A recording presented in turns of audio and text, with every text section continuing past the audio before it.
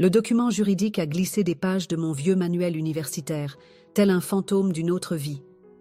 J'étais en train de faire les cartons dans mon studio, une fois de plus, quand je l'ai trouvé coincé dans « Principes et politiques de droit constitutionnel », un livre que je n'avais jamais eu le temps de finir car j'avais abandonné mes études pour enchaîner les services à la brasserie.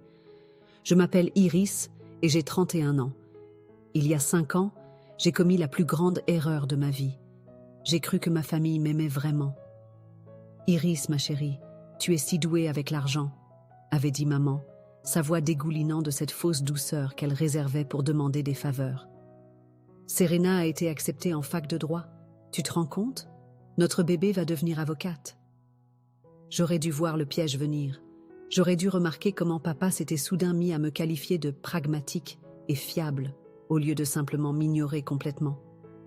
J'aurais dû me demander pourquoi, pour la première fois de ma vie, ils s'intéressaient tous autant à mon compte épargne. Mais je ne l'ai pas fait. J'avais 26 ans et je cherchais désespérément leur approbation. Bien sûr que je vais aider, avais-je dit comme une idiote. La famille d'abord.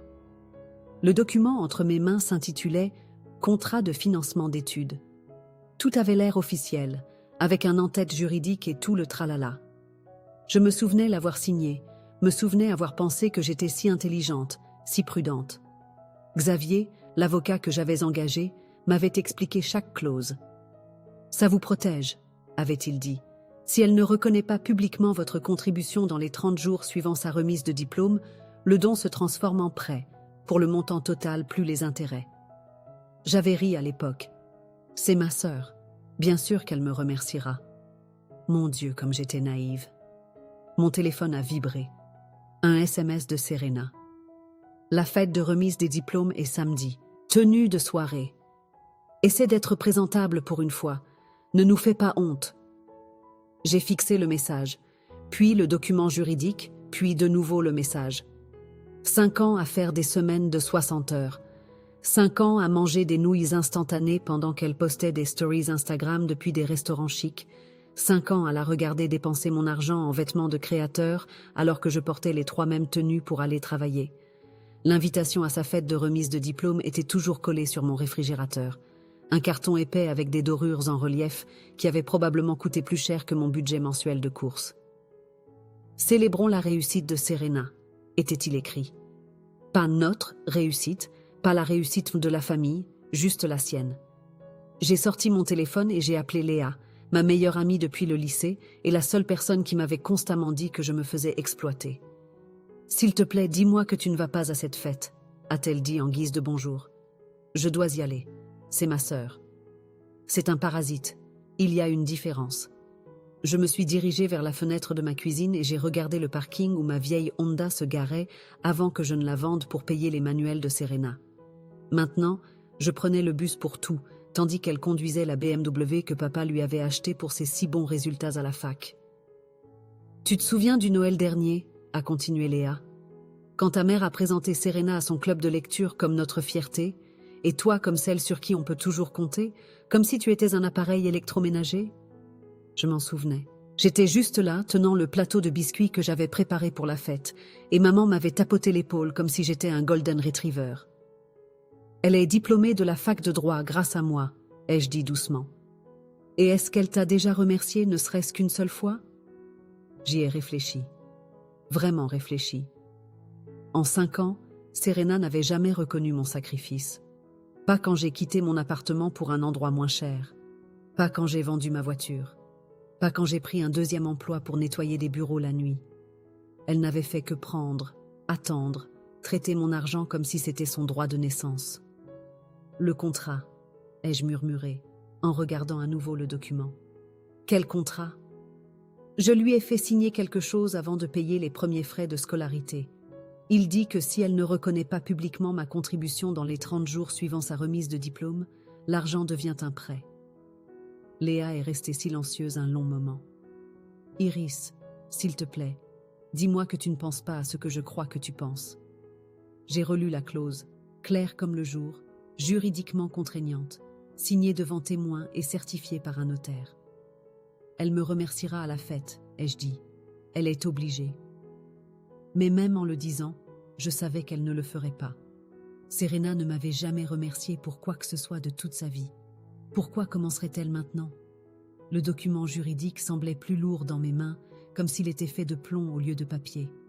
Dehors, par ma fenêtre, une BMW, exactement comme celle de Serena, est entrée dans le parking. Samedi ne pouvait pas arriver assez vite. Le souvenir m'a frappé comme une gifle, alors que je fixais le contrat. Il y a 3 ans, assise dans le bureau exigu de Xavier, au-dessus de la pizzeria de la rue du Commerce. « Vous êtes sûr de ça ?» avait demandé Xavier en ajustant ses lunettes. « Les contrats familiaux, ça devient vite compliqué. »« C'est ma sœur. Elle comprendra. Je me protège, c'est tout. » Parole célèbre. J'étais allée directement à l'appartement de Serena après avoir quitté le bureau de l'avocat. Elle était affalée sur son canapé, celui que je l'avais aidée à acheter, en se vernissant les ongles d'une nuance de rose ridicule. « C'est quoi ça ?» avait-elle demandé, jetant à peine un coup d'œil au papier. « Juste une formalité pour l'argent des frais de scolarité. Signe ici. » Elle avait levé les yeux au ciel. « Iris, tu es tellement parano. C'est un cadeau, tu te souviens? De la part de ta sœur aimante. » Signe, Serena. Elle avait griffonné sa signature sans lire une seule ligne. « Voilà, contente? Tu peux me faire un virement, Lydia, pour les livres? Je dîne avec Romain et j'ai besoin d'une nouvelle robe. » J'aurais dû savoir à ce moment-là. J'aurais dû voir avec quelle négligence elle traitait tout ce que je lui donnais. Maintenant, assise à mon bureau dans la compagnie d'assurance où je travaillais depuis 3 ans, j'ai sorti mon téléphone et appelé Léa. « Tu es encore en train d'obséder sur ce contrat, n'est-ce pas ?» a-t-elle dit.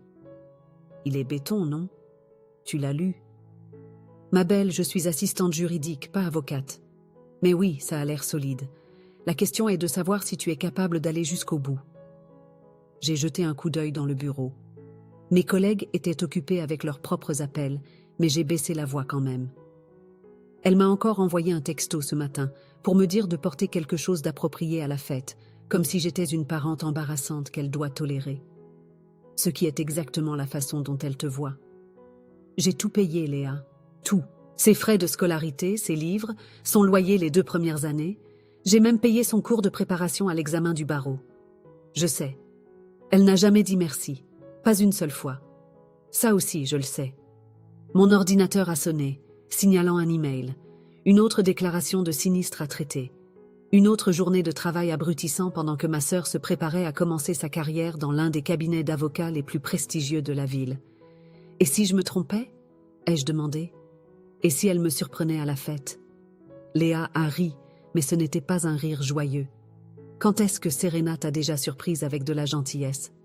J'y ai réfléchi, vraiment réfléchi. La réponse était jamais. Je dois y aller, ai-je dit. Mon patron arrive. Mais en raccrochant, j'ai remarqué quelque chose qui m'a glacé le sang. Le contrat avait partiellement glissé de mon sac à main, et Sylvie de la compta le fixait avec une curiosité évidente. « Des documents juridiques ?» a-t-elle demandé avec un sourire qui n'atteignait pas ses yeux. J'ai remis les papiers dans mon sac. Juste de vieux papiers. Ça avait l'air officiel. Tout va bien? Bien. Tout va bien.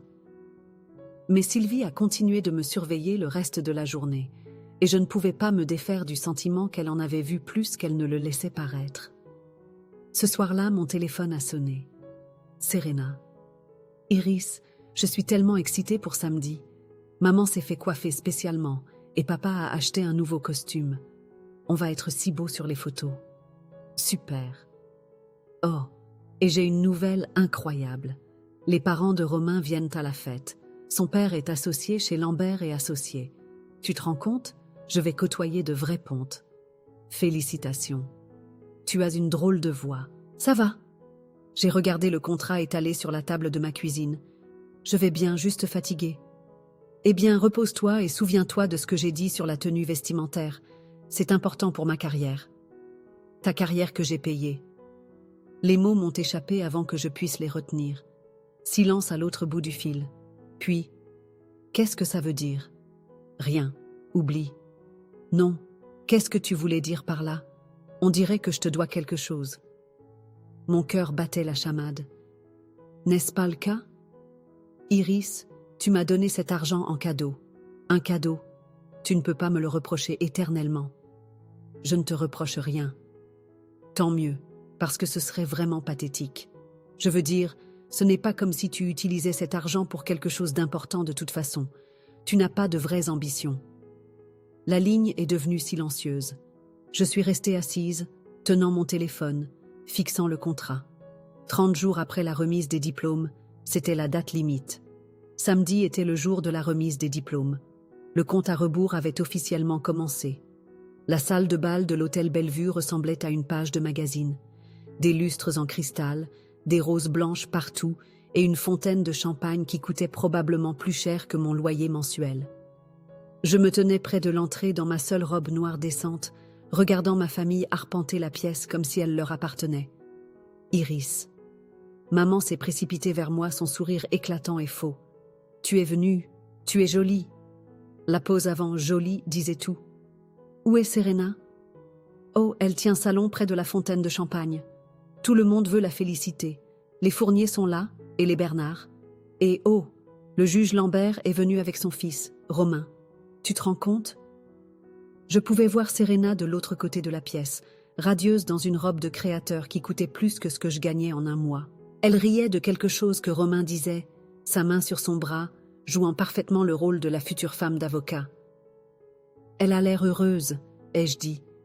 Elle mérite ce moment. Toutes ces années de travail acharné qui paient enfin. Toutes ces années, n'est-ce pas ? » Papa est apparu à côté de nous, redressant sa nouvelle cravate. « Iris, content de te voir. »« Salut, papa. » Serena a parlé à tout le monde de son offre d'emploi. Son salaire de départ est plus élevé que ce que j'ai gagné pendant mes 10 premières années en tant qu'ingénieur. C'est génial. Bien sûr, elle a toujours été l'ambitieuse. Elle tient de sa mère. Il m'a jeté un coup d'œil. Mais tu as tes propres forces. Très pragmatique. Encore ce mot. Pragmatique. Comme si j'étais un meuble. Je vais prendre l'air, ai-je dit. Ne t'éloigne pas trop, a crié maman derrière moi. On fait les photos de famille dans 1 heure. J'ai atteint le jardin de l'hôtel avant que mon téléphone ne vibre. Un SMS de Léa. Comment se passe le cirque ? J'ai tapé en réponse. Exactement ce à quoi tu t'attendrais. Tu es sûr de pouvoir aller jusqu'au bout ? J'ai fixé le message. À travers les portes vitrées, je pouvais voir Serena entourée d'admirateurs, se prélassant dans les louanges pour des réussites qu'elle n'aurait jamais pu atteindre sans moi. Iris. Je me suis retournée. Romain se dirigeait vers moi, une coupe de champagne à la main. « Salut Romain, félicitations pour les fiançailles. »« Merci. Belle fête, n'est-ce pas ? Tes parents ont vraiment mis le paquet. » En effet. Il m'a rejointe à la balustrade du jardin.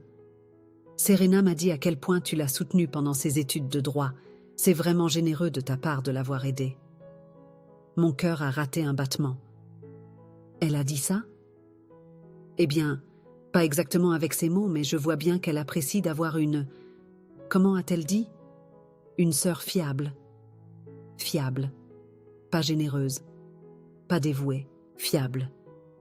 Qu'est-ce qu'elle a dit exactement à mon sujet ? Romain s'est agité, mal à l'aise. Oh, tu sais, juste que tu es très terre-à-terre, pragmatique.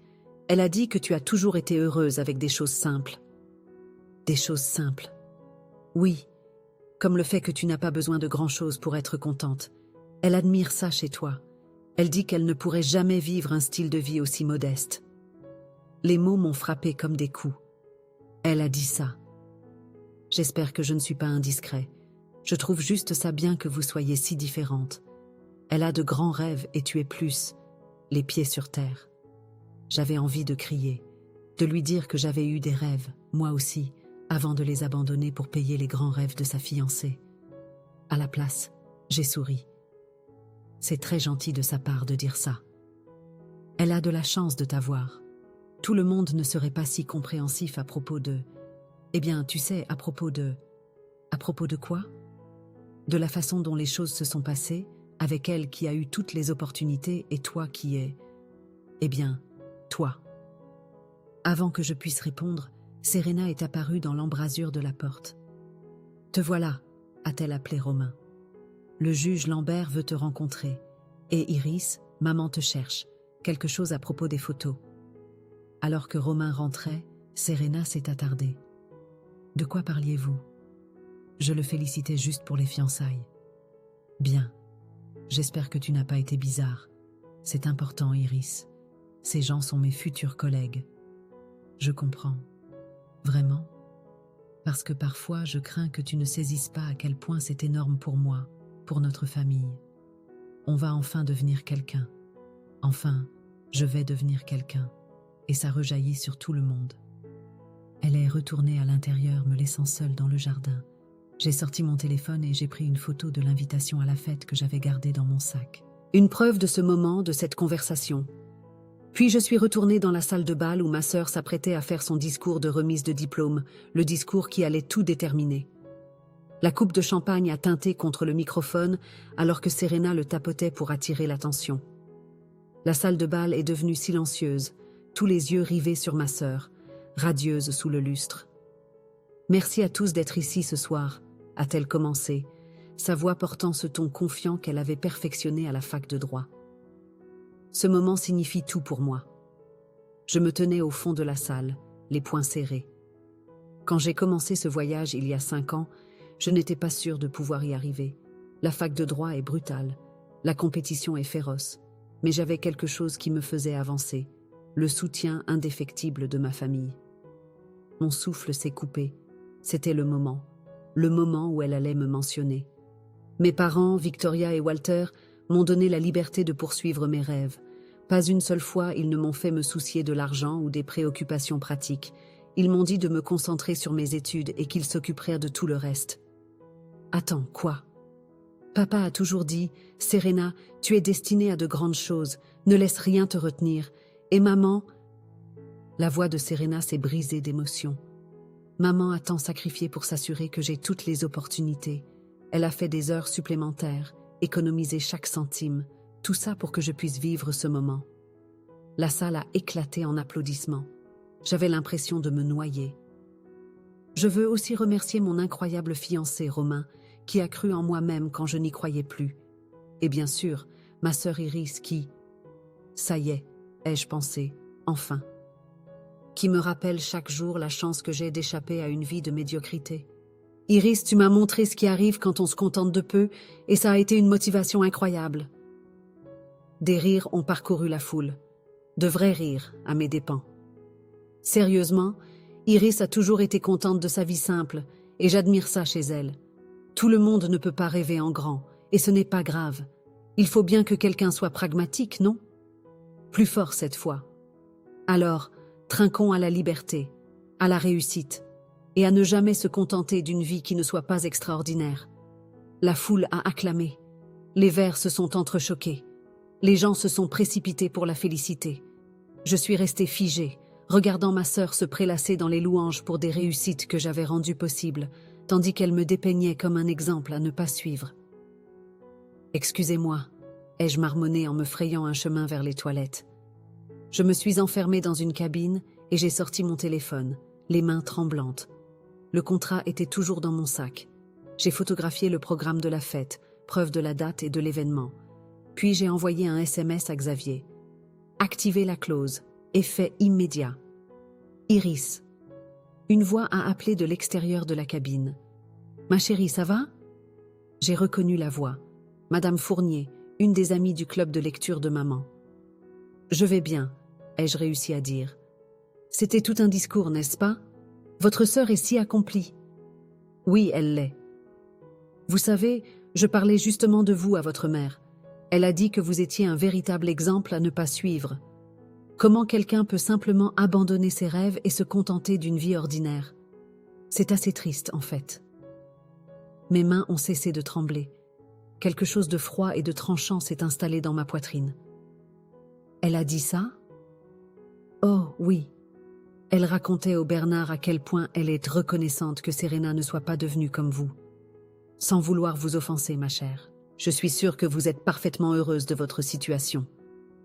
J'ai ouvert la porte de la cabine. Madame Fournier se remaquillait dans le miroir.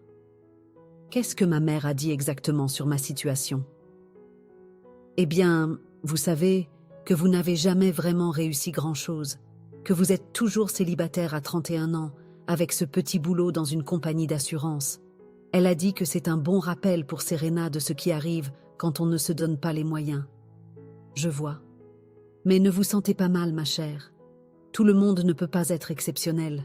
Le monde a aussi besoin de gens ordinaires. Elle m'a tapoté l'épaule et est partie. Je me suis regardée dans le miroir. Mon téléphone a vibré. Xavier. Êtes-vous certaine? Cela aura des conséquences immédiates. J'ai répondu. J'en suis certaine. Xavier. Considérez que c'est fait. La conversion de la dette est effective à compter de ce soir. Elle recevra une notification officielle dans les 48 heures. J'ai fait une capture d'écran de notre conversation et j'ai remis mon téléphone dans mon sac. Quand je suis retournée dans la salle de bal, Serena posait pour des photos avec le juge Lambert et sa femme. Elle a croisé mon regard et m'a fait signe de venir. « Iris, viens rencontrer les Lambert. Ils sont pratiquement de la famille maintenant. » Je me suis approchée, mon sourire parfaitement composé. « Félicitations, Serena. Tu as mérité chaque parcelle de ce succès. » « Merci. N'est-ce pas incroyable? Je n'arrive pas à croire à quel point tout est parfait. » « C'est vraiment parfait, ai-je convenu. Absolument parfait. » Elle n'avait aucune idée que dans 48 heures, son monde parfait s'effondrerait. Et pour la première fois en 5 ans, cette pensée m'a fait sourire. L'appel est arrivé à 7h23 le mardi matin. Je me préparais pour le travail quand mon téléphone a explosé avec la sonnerie de Serena. « Qu'est-ce que tu as foutu ?» J'ai éloigné le téléphone de mon oreille. « Bonjour à toi aussi.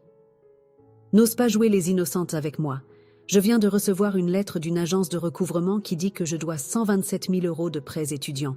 Ça doit être une erreur. » « Vraiment ? » ?»« Bien sûr que c'est une erreur. Je n'ai pas de prêts étudiants. Tu as tout payé, tu te souviens ? » ?»« En cadeau. » Je me suis assise sur mon lit, étonnamment calme. « As-tu lu la lettre attentivement ? » ?»« Je n'ai pas besoin de la lire attentivement. C'est évidemment une arnaque ou une usurpation d'identité ou... » « Serena, lis la lettre. » Silence, puis le bruit de papier froissé. « Donne pour l'éducation, a-t-elle lu lentement. Clause de conversion activée en raison du non-respect de la reconnaissance de la contribution du bienfaiteur dans le délai spécifié. Sa voix s'est éteinte. « Iris, qu'est-ce que c'est ?» C'est exactement ce que ça dit. Tu ne peux pas être sérieuse. C'est une sorte de blague, n'est-ce pas ? Une blague de mauvais goût parce que tu es jalouse de mon succès. Je ne plaisante pas. Mais tu ne peux pas simplement transformer un cadeau en prêt. Ce n'est pas comme ça que les cadeaux fonctionnent. En fait, c'est comme ça que les contrats fonctionnent. Tu l'as signé, Serena. Tu as accepté les conditions. Je ne l'ai pas lu. Tu as dit que c'était juste une formalité. Ce n'est pas mon problème. La ligne est devenue silencieuse, à l'exception de sa respiration. Mais tu es ma sœur. Oui, je le suis. Les sœurs ne se font pas ça. Tu as raison. Elles ne s'humilient pas non plus lors des fêtes de remise de diplôme. De quoi tu parles ? De ton discours, Serena. Celui où tu m'as traité d'exemple à ne pas suivre. Celui où tu as remercié tout le monde sauf la personne qui a réellement payé pour tes études. Je ne le pensais pas comme ça. Comment le pensais-tu ? Un autre long silence. Écoute, je suis désolée si tu as été blessée, mais c'est insensé. Tu ne peux pas détruire ma vie pour un stupide discours. Je ne détruis rien. Je recouvre juste une dette. Iris, s'il te plaît. Je suis censée commencer chez Lambert et associé le mois prochain. S'ils découvrent ça, ils le savent déjà. Quoi ? Les défauts de paiement de prêts étudiants apparaissent dans les vérifications d'antécédents, surtout pour des montants aussi importants. Je l'ai entendu commencer à pleurer. Ils m'ont mise en mise à pied administrative en attendant un examen de mon dossier. Ils ont dit qu'ils devaient vérifier ma stabilité financière avant que je puisse commencer. C'est regrettable. Regrettable ? Iris, c'est ma carrière, tout mon avenir. Tu aurais dû y penser avant de signer le contrat. J'appelle maman et papa. Ils te forceront à arrêter ça. Vas-y. Elle a raccroché. 20 minutes plus tard, mon téléphone a de nouveau sonné. Papa cette fois. Iris, qu'est-ce qui se passe, bon sang ? Serena est hystérique. Elle a reçu un avis de recouvrement pour de l'argent qu'elle me doit. De l'argent qu'elle te doit? C'était un cadeau? Tu as dit que c'était un cadeau. J'ai dit que c'était un cadeau soumis à certaines conditions. Elle n'a pas rempli ces conditions. C'est ridicule. Tu ne peux pas simplement... Papa, je peux et je l'ai fait. Tout est légal et contraignant. Légal et contraignant. Mon Dieu. Iris, c'est ta sœur. Exactement. C'est ma sœur et elle m'a jeté sous un bus devant une salle pleine de gens. Alors tu vas ruiner sa vie parce que tes sentiments ont été blessés? Je ne ruine rien. Je demande à être remboursée pour l'argent que je lui ai prêté. Tu ne l'as pas prêté. Tu l'as donné. Lis le contrat, papa. Elle l'a signé. La ligne est devenue silencieuse, puis la voix de maman en arrière-plan. Laisse-moi lui parler. Iris, la voix de maman était glaciale. Ça s'arrête maintenant. Non. Si. Tu vas annuler cette ridicule histoire de recouvrement de créances et tu t'excuseras auprès de ta sœur pour cette blague cruelle. Ce n'est pas une blague, maman. Bien sûr que si. Tu n'es pas le genre de personne à faire vraiment quelque chose comme ça. Tu es trop gentille. Peut-être que j'en ai marre d'être gentille. Ne sois pas ridicule. Tu es juste contrariée parce que tu n'as pas assez d'attention. Eh bien, félicitations. Tu as notre attention maintenant. Tu es contente? En fait, oui, je le suis. C'est pathétique, Iris, même pour toi. Tu sais ce qui est pathétique? Traiter sa propre fille d'exemple à ne pas suivre. Dire aux gens que je suis un rappel de ce qui arrive quand on ne se donne pas les moyens. Silence. Madame Fournier m'a raconté ce que tu as dit à la fête, maman. Chaque mot. Je ne le pensais pas. Si, tu le pensais. Vous le pensiez tous. Et maintenant, vous faites face aux conséquences. Iris, s'il te plaît. J'ai raccroché. Mon téléphone a immédiatement commencé à vibrer de SMS. Serena, maman, papa, même des cousins dont je n'avais pas eu de nouvelles depuis des années. Je l'ai éteint et je suis allée travailler. Pour la première fois en 5 ans, je me sentais libre. Ils se sont présentés à mon appartement le jeudi soir. Tous, maman, papa et Serena, qui avaient l'air de ne pas avoir dormi depuis des jours. « Il faut qu'on parle », a dit papa quand j'ai ouvert la porte. « Il n'y a rien à dire. »« Iris, s'il te plaît. » Maman m'a bousculée pour entrer dans mon minuscule salon. « Regarde cet endroit. Tu vis comme une étudiante. Tu ne veux pas mieux pour toi ? » ?»« Je vais bien. »« Tu ne vas pas bien, » a dit Serena, la voix rauque. « Et moi non plus. » Lambert et Associés a officiellement retiré mon offre d'emploi aujourd'hui. J'ai senti une lueur de quelque chose. Culpabilité, satisfaction, mais j'ai gardé un visage neutre. Je suis désolée de l'apprendre. Non, tu ne l'es pas. Elle s'est effondrée sur mon canapé. Tu en es contente. Serena, ne me mens pas. Tu as toujours été jalouse de moi. Tu as toujours eu du ressentiment parce que j'ai eu les opportunités que tu n'as pas eues. Je t'ai donné ces opportunités. Tu m'as donné de l'argent.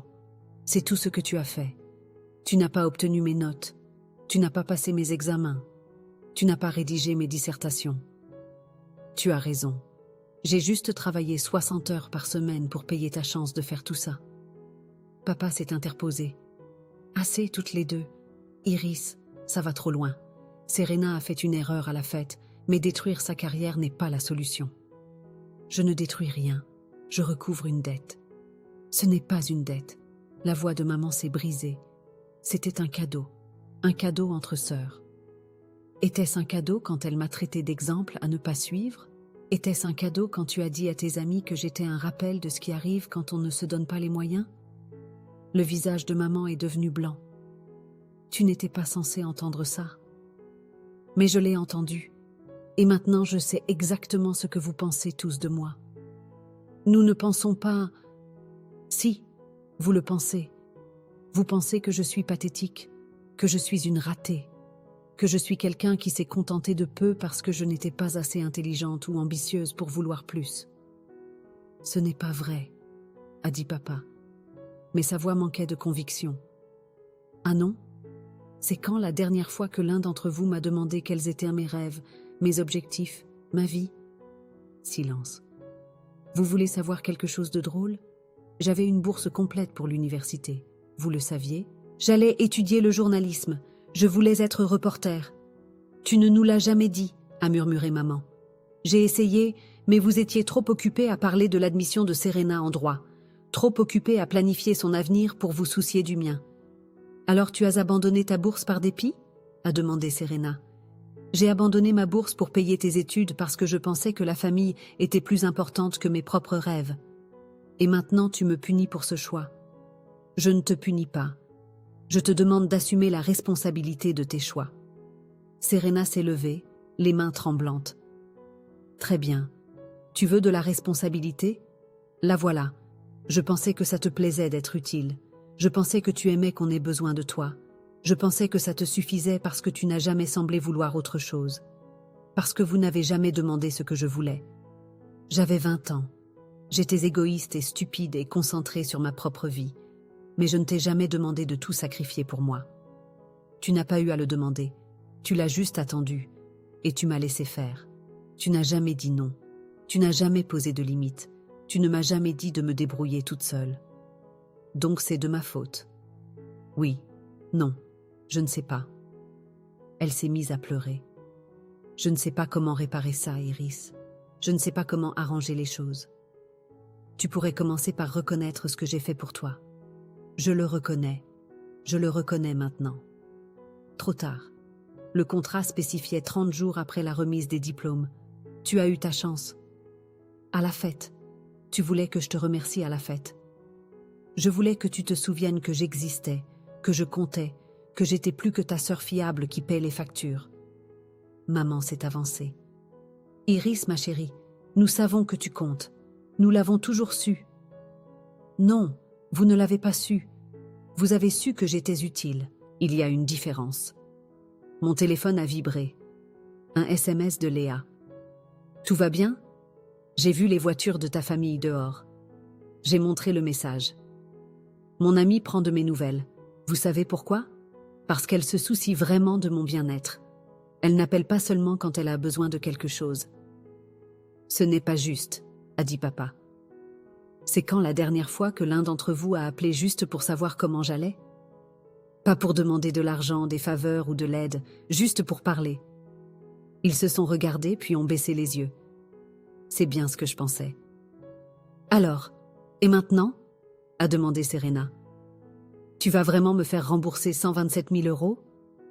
C'est exactement ce que je vais faire. Je n'ai pas ce genre d'argent. Alors tu devras trouver un travail et faire des versements comme tout le monde avec des prêts étudiants. Ça va me ruiner. Non, ça ne le fera pas. Ça t'apprendra la valeur de l'argent et peut-être un jour, la valeur de la famille. Ils sont partis sans un mot de plus. J'ai verrouillé la porte derrière eux et j'ai appelé Léa. Comment tu te sens? Terriblement mal et libre en même temps. Ça me semble juste. Le titre est apparu sur mon téléphone pendant que je déjeunais à mon bureau. Scandale de la dette secrète. Une jeune diplômée en droit secoue l'élite locale. Mon sandwich est devenu du carton dans ma bouche. Putain, a dit Sylvie de la Compta en lisant par-dessus mon épaule. C'est pas ta sœur, ça? L'article avait tout. Des photos de la fête de remise des diplômes, des citations de sources anonymes sur le drame familial, même une copie du contrat avec les noms masqués mais les détails intacts. Mon téléphone s'est mis à sonner immédiatement. Numéro inconnu. Iris, ici Rebecca Martinez de BFM TV. Nous aimerions vous interviewer sur l'histoire qui a éclaté aujourd'hui concernant la situation du prêt étudiant de votre sœur. J'ai raccroché. Il a sonné à nouveau, un numéro différent. Mademoiselle Dean, ici Tom Walsh du quotidien de la ville. Nous préparons un article de suivi et nous aimerions avoir votre version des faits. J'ai raccroché à nouveau. Iris. Mon patron, Monsieur Dubois, est apparu à mon bureau. Puis-je vous voir dans mon bureau? Je l'ai suivi, les jambes en coton. Asseyez-vous. Il a fermé la porte. Je viens de raccrocher avec un journaliste qui posait des questions sur l'une de mes employées. Apparemment, il y a une situation familiale qui fait la une des journaux. Je peux expliquer. Je n'ai pas besoin que vous expliquiez. J'ai besoin que vous me disiez si cela va affecter votre travail ou attirer une attention non désirée sur ce bureau. Je ne sais pas. Ce n'est pas la réponse que j'espérais. Mon téléphone a vibré. Un SMS de Léa. Il faut qu'on parle maintenant. Puis-je prendre le reste de ma journée? Ai-je demandé. C'est probablement une bonne idée. J'ai retrouvé Léa au café près de son bureau. Elle était déjà là, l'air coupable. C'est toi qui as fait fuiter l'info, ai-je dit en m'asseyant en face d'elle. Oui. Pourquoi? Parce que tu allais être blâmée de toute façon. Au moins, de cette façon, les gens connaissent toute l'histoire. Léa, ta famille te dépeignait déjà comme la méchante. J'ai entendu ta mère à l'épicerie hier raconter à Madame Petit que tu faisais une sorte de dépression nerveuse et que tu essayais d'extorquer de l'argent à Serena. Elle a dit ça mot pour mot. Alors j'ai appelé mon amie au quotidien. Je lui ai donné la vraie histoire avec mon nom, avec la vérité. Mon téléphone a sonné. Maman. Iris, qu'as-tu fait? L'histoire est partout. Tout le monde nous appelle. Je n'ai rien fait. Ne me mens pas. Ça porte ta signature. En fait, non. Je n'ai parlé à aucun journaliste.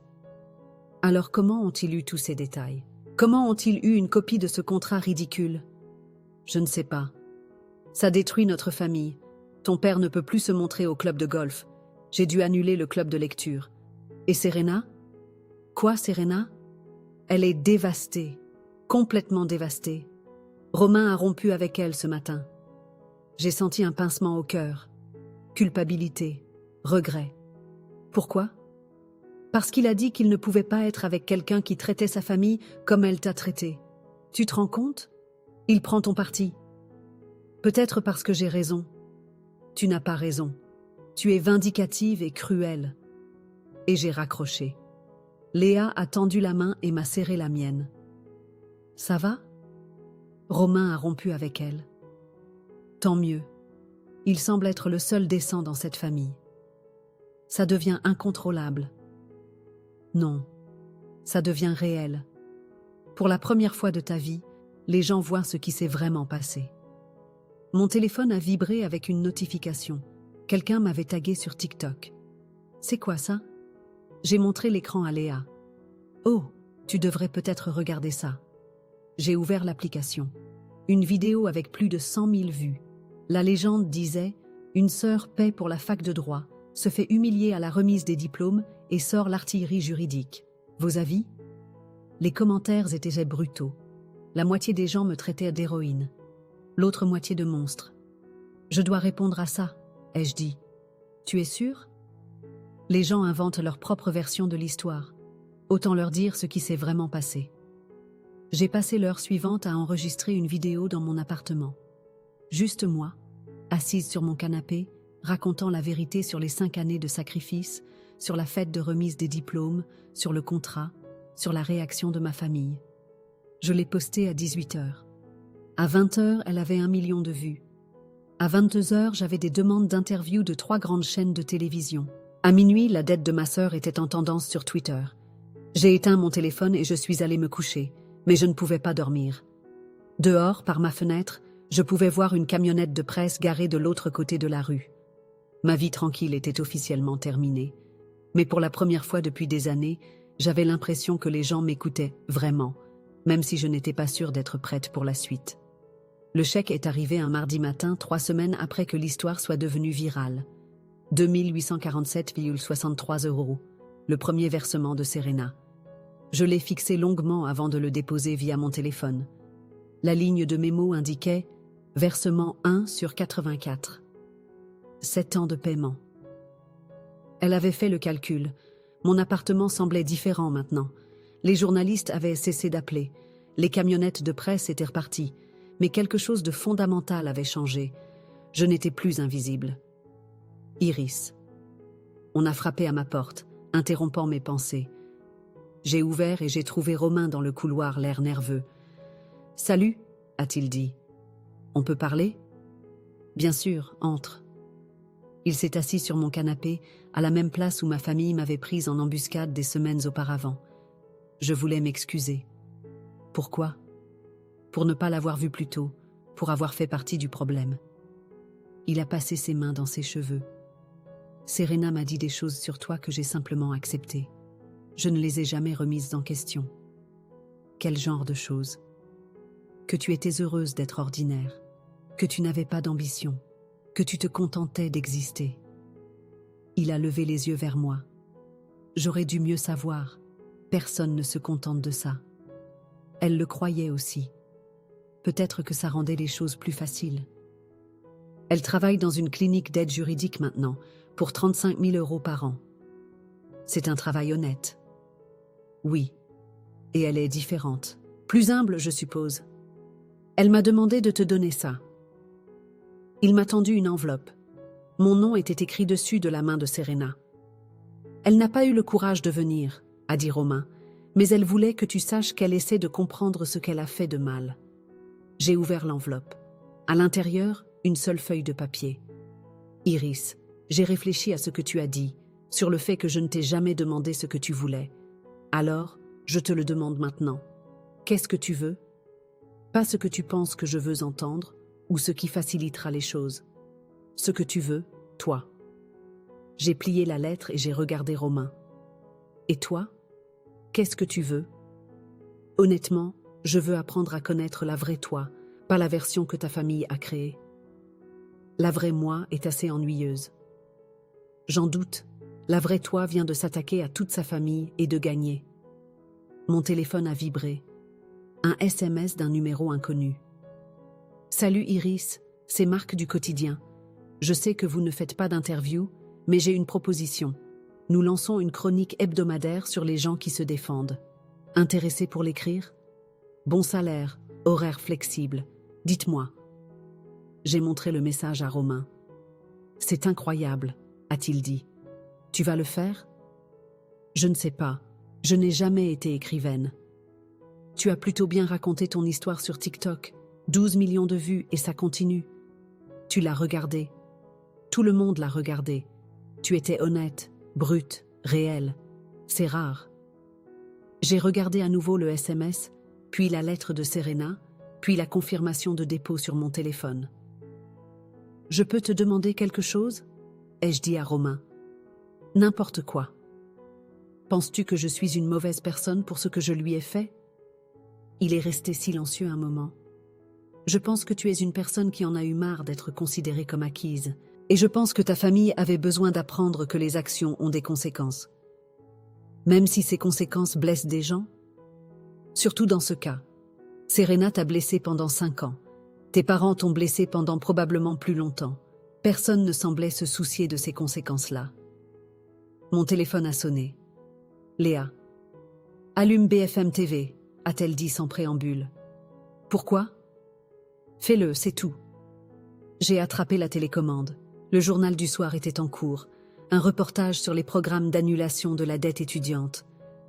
Dans le même ordre d'idées, a dit le présentateur, l'histoire virale d'Iris Dean et de la dette étudiante de sa sœur a déclenché un débat national sur les obligations financières familiales et les coûts cachés de l'enseignement supérieur. L'histoire de Dean a trouvé un écho auprès de milliers de personnes qui disent avoir fait des sacrifices similaires pour des membres de leur famille sans reconnaissance ni gratitude. Ils ont montré des extraits de ma vidéo TikTok, puis des interviews d'autres personnes partageant leurs propres histoires. J'ai payé les études de médecine de mon frère, a dit une femme. Il ne m'a même jamais remercié. Mes parents s'attendent à ce que je les soutienne financièrement, mais ils me traitent que toujours comme si je ne valais rien, a dit un autre.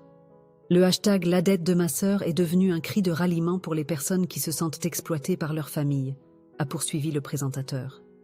Dean elle-même est restée largement silencieuse depuis sa vidéo initiale, mais des sources disent qu'elle envisage plusieurs opportunités médiatiques. J'ai coupé le son de la télé et j'ai regardé Romain. C'est insensé. C'est la justice, a-t-il dit. Tu as donné à d'autres personnes la permission de raconter leurs histoires. J'ai pris mon téléphone et j'ai commencé à taper une réponse à Marc du quotidien.